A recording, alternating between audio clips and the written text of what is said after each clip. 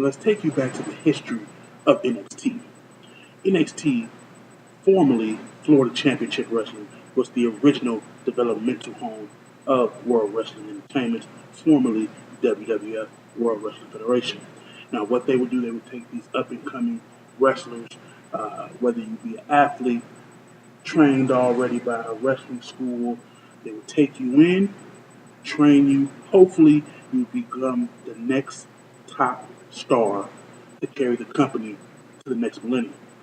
Now, NXT itself came about because John Levesque, you know him as Triple H, the wrestler, decided that it wasn't enough. It wasn't enough to prepare these guys to move up to that next level.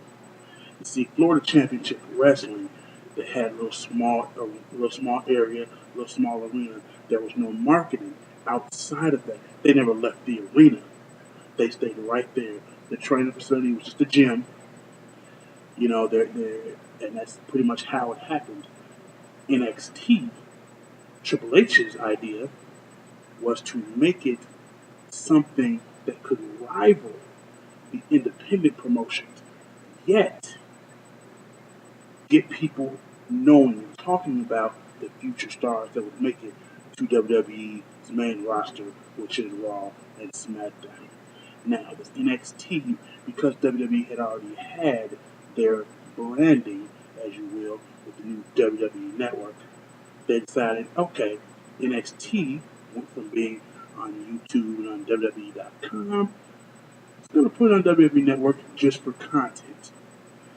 Now, Triple H had a better idea. Instead of making the WWE Network just the content for NXT, he decided to brand it where NXT was the WWE Network. Subscribership was low.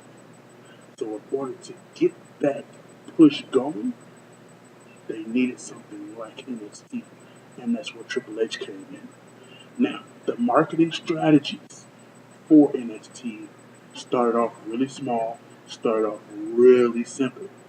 YouTube, Instagram, Facebook, all digital platforms to get the name out there. You want the advertisement, but you don't want to spend the money because NXT will actually be a loss for a number of years because you have to pay the talent, you have to pay some traveling expenses, you also have to pay for the new performance center, which they built in Florida. You have to pay for those type of things. So you're going to have overhead, and that overhead is going to have to come out of somewhere because wrestling is such a word of mouth. And the digital age is taking it where you can see a match on YouTube. You can see a match on Instagram. They'll show it on Facebook. You know, and unfortunately, you can even illegally download these matches.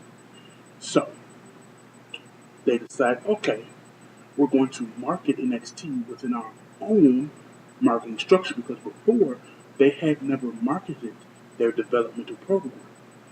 The former Florida Championship Wrestling was never marketed on WWE.com. It was never marketed outside of Florida. It was like its own separate entity.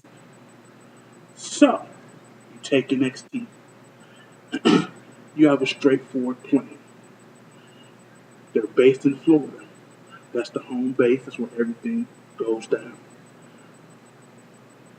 $10 a show. Now, because it's in Florida,